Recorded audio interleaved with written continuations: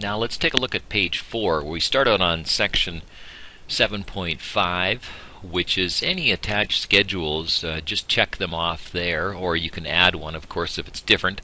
And under 7.6, it's the additional terms of the sale. One thing that we've been adding there is that email transmission of this purchase contract and any attachments is acceptable to both the buyer and the seller and is a binding contract. Now, under 8, the conditions. The one thing that the new contract has is the condominium document condition is built in right into the purchase contract itself, rather than being a separate addendum. So what the buyer is looking for would be a list of all of these documents here. So, and it says the seller is going to provide true copies of all of the following, as available from the condominium corporation. Now, sometimes the condo corp does not have these, especially if it's a newer building or if it's a newer condo corp. But the listing agent, the seller's agent, should have collected all of this data within 3 business days of taking the listing as agreed in the listing contract. So if you start at the very top, of course you're going to need a condominium plan and the most current bylaws. You'll want the most recent financial statements, obviously, in the budget to find out where they're going. Then you'll need, obviously, the monthly fee, the condominium fee, and what it covers, the most recent minutes, a copy of the minutes for at least the past 12 months, and you may even want the past 24 months of meeting minutes in the last 2 years of the annual general meeting minutes. So you get an idea in the sense of direction of the condominium corporation itself and of the whole project. Of course, you'll want to make sure that there's some insurance on it, any agreements that they have, from maintenance agreements and so on, a lease agreement, if there's a recreation agreement, if there's some kind of a homeowners association fee, that should be in there. If there's any structural deficiencies that they're aware of, that should be listed. What the replacement reserve fund is sitting at, especially how much is in there, a copy of the most current reserve fund and the reserve fund plan.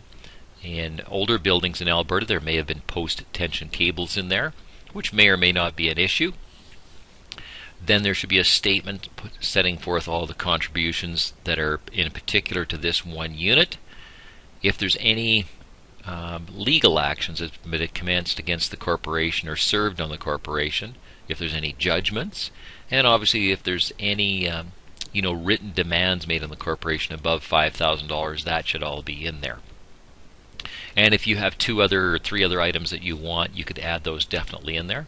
And finally, if the seller fails or refuses to deliver those documents by the agreed upon time, the buyer can go ahead and get those documents from any source that you want, really, and then any costs that are incurred by the buyer, including any legal fees and so on, will be paid by the seller, and you can offset those against the purchase price, in other words, by reducing it.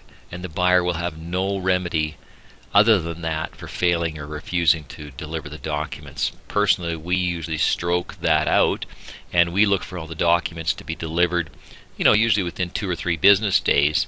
And an additional term that we do add is that the condominium document review company or lawyer will have at least 5 business days to review all documentation.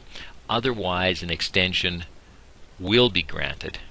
And then the contract is subject to the buyer's satisfaction of the documents, and put that down as probably about 2 weeks out to make sure that you've got all the documents. Then you go to a financing condition that may or may not be included in 8.1b. It could be in just under the additional buyer's conditions. If you want to put it in here, then you are going to specify that the interest rate won't exceed a certain percentage. The term of the mortgage is set at a minimum of a certain amount of years, and then your willingness to pay the principal and interest not to exceed a certain amount. And then the amortization period, if it's not 25 years, you can change it to 20 years or 30 years or 15 years or whatever your mortgage is. And then you're going to put down a condition date. And based on how the lenders are working today, you may want to have that period out about 10 business days.